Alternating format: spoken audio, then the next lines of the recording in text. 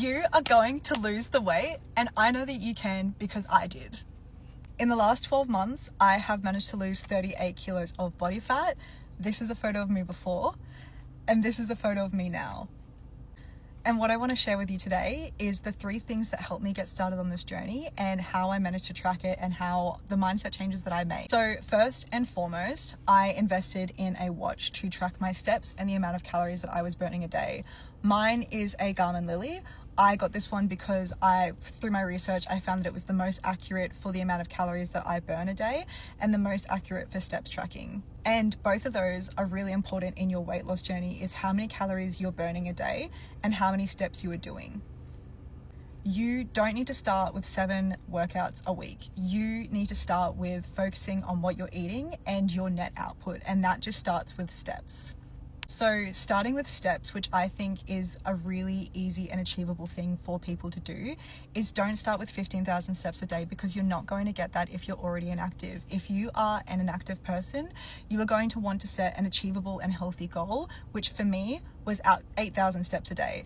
I was probably doing maybe 4,000 steps a day when I first got this watch, and I know that that's so far off what people online were telling me that I needed to do, but I knew that I wasn't going to be able to do 15,000 steps a day. So what I started with was 8,000 steps a day, and with that goal set that I was going to do at least 3 to 4 walks a week. Once you are hitting those steps, you are already setting a healthy routine, and at the same time, you can be focusing on your diet.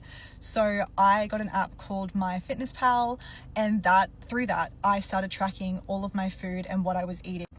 And with that, I was cross-referencing what I was burning on my watch with what I was eating on a day. And from there, I managed to go into a calorie deficit. So I was eating about 500 calories less than what my watch said that I was burning a day. Once you are getting those steps and focusing on what you're eating, is when I would start incorporating strength training. Again, you are not going to hit an insane amount of gym sessions a week. You are going to start with a reasonable goal. I started with 3 sessions a week, and that was really achievable for me. I'd already set a healthy routine with walks. I was making sure that I was walking at least 3 to 4 times a week. I then started incorporating strength training, and I was hitting that 3 to 4 times a week.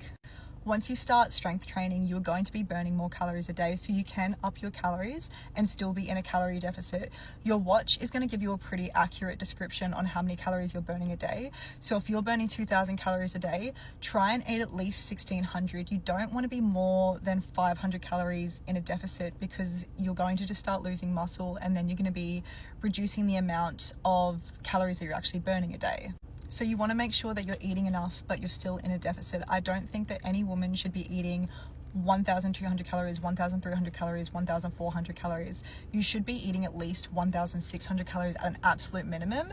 And that's for someone that I think even has no muscle, because if you're going too far into a deficit, you're just making yourself hungry, and this whole thing is going to be so much harder for you. Again, there are so many different things that went into this weight loss journey, but those were the things that helped me get started. Was getting a watch, seeing how much I was burning, getting in a certain amount of steps a day, getting in a certain amount of gym sessions a week, and setting achievable goals. Once you are setting those achievable goals, you can build up from there. But without a great starting point, you are not going to get anywhere.